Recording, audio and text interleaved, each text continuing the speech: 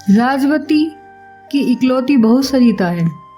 सरिता बहुत पढ़ी लिखी है, लेकिन राजवती को पढ़ाई लिखाई का कोई ज्ञान नहीं है।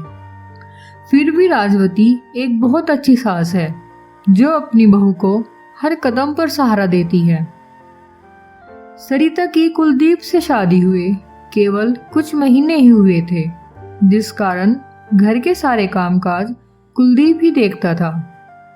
जब कुलदीप अपनी नौकरी पर चला जाता है तो वह घर का हिसाब किताब सरिता को दे जाता है और अब से घर का सारा काम सरिता देखने लगती है। लेकिन सरिता को यह पता नहीं होता कि राजवती को जरा भी पढ़ना नहीं आता है और ना ही कुलदीप सरिता से इस बात का जिक्र करता है। एक दिन सरिता को किसी काम से बाहर जाना होता है तो वह अपनी सास से कहती है, माँ जी, मुझे किसी काम से बाहर जाना है। अगर मेरे जाने के बाद दूध वाले भैया आए तो उन्हें आप तिजोरी से 1000 रुपए दे देना। अपनी बहू की बात सुनकर राजवती चुप रह जाती है और इस उम्मीद में अपनी बहू की बात मान जाती है कि उसने अलमारी में पैसे गिन कर रखे होंगे जिन्हें वो निकालकर दूध वाले को दे देगी। थोड़ी देर बाद सरिता बाजार चली जाती है। उसके जाने के कुछ देर बाद दूध वाला पैसे लेने आता है। राजवती जल्दी से अपनी बहू के कमरे में जाती है और जैसे ही अलमारी खोलती है तो बहुत सारे पैसे रखे हुए पाती है। उसे समझ नहीं आता कि 1000 रुपए देने के लिए कितने नोट देने होते हैं और वो अनजाने में बहुत सारे नोट उठाकर दूध वाले को दे देती है। अरे सोहन, एक बार मुझे गिन कर बता दो कितने हैं। जो ज्यादा हो तो मुझे वापस कर दो और कम न हो तो मुझे वो बता दो। दूध वाला जानता था कि राजवती को पैसे का कोई ज्ञान नहीं है। इसी बात का फायदा उठाकर सोहनलाल ज्यादा पैसे होने पर भी राजवती से कह देता है, माँ जी, पैसे पूरे हैं, मेरे इतने ही पैसे थे। और हाँ, बहू रानी से कह देना आज तक का सारा हिसाब पूरा हो गया है। इतना कहकर दूध वाला वहां से चला जाता है। थोड़ी देर बाद ही सरिता बाजार से घर आ जाती है।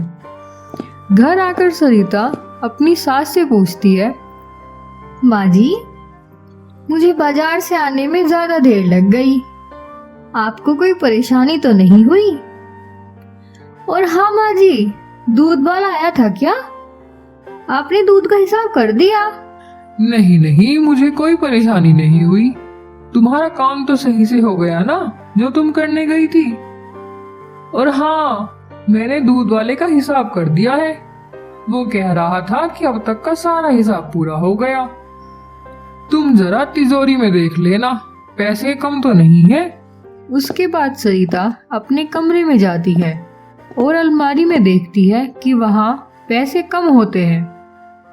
वो आकर अपनी सास से कहती है, माँ जी, आपने पैसे किसी और काम में खर्च किए हैं क्या? वहाँ से पैसे ज्यादा निकले हैं। माँ जी, मेरी बात का बुरा मत मानिएगा, मैं आपसे ये नहीं कह रही कि आपने पैसे चोरी किए हैं।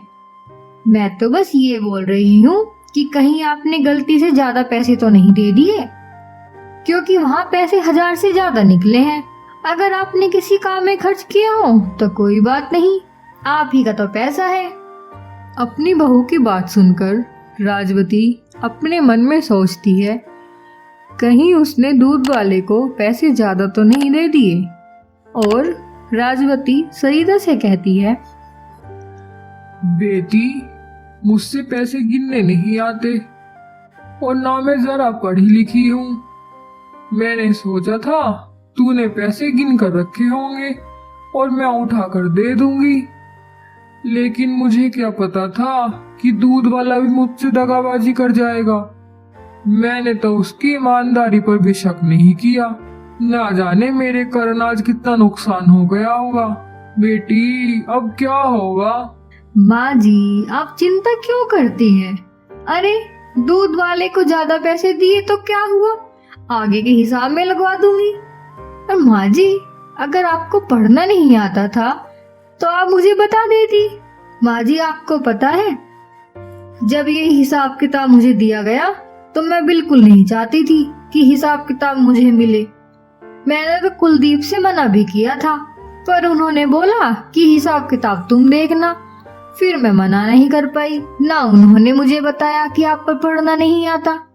माँ जी, अगर आप पर पढ़ना नहीं आता था तो आप मुझे बता देती। अब सरिता के मन में यह बात आ जाती है कि वह अपनी सास को पढ़ना लिखना सिखाएगी। वह ऐसे स्कूल की तलाश में लग जाती है जहां इतनी बड़ी उम्र की औरत को भी पढ़ाया जा सके। कुछ दिन तलाश करने के बाद सरिता को ऐसा एक स्कूल मिल भी जाता है। सरिता कुलदीप से बात करती है और कुलदीप से कहती है कि वह माँ जी को पढ़ाना चाहती है, जिससे माँ जी भी समाज में अपना हिसाब किताब खुद कर सके।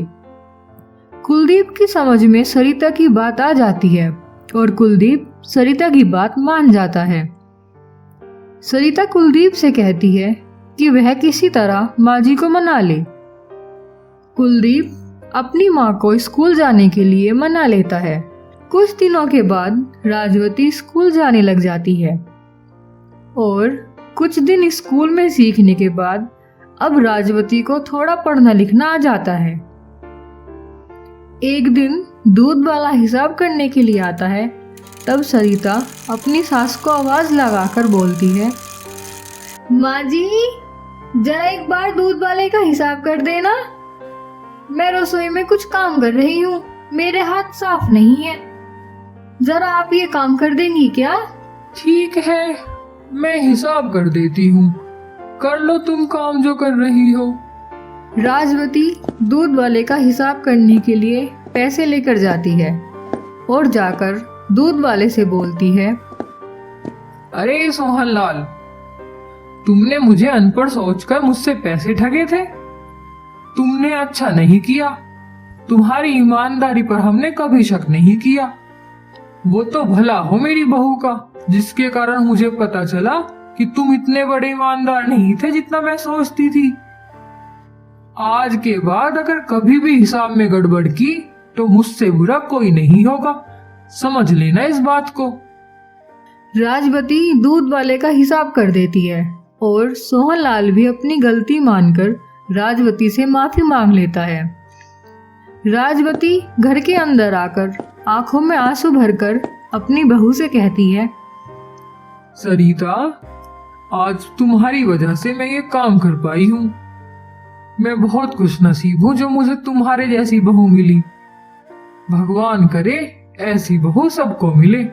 अपनी सास की बात सुनकर सरिता अपनी सास से कहती है, माँ जी, आपके जैसी सास भी नसीब से मिलती है। और माँ जी, आपने मुझे बेटी की तरह रखा, तो फिर एक बेटी अपनी माँ के साथ बुरा कैसे कर सकती थी?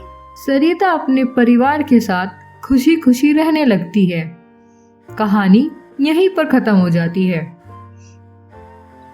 अगर आपको हमारी कहानी अच्छी लगी हो तो वीडियो को लाइक करें और आप ऐसी ही कहानी और देखना चाहते हैं तो हमारे चैनल को सब्सक्राइब करें।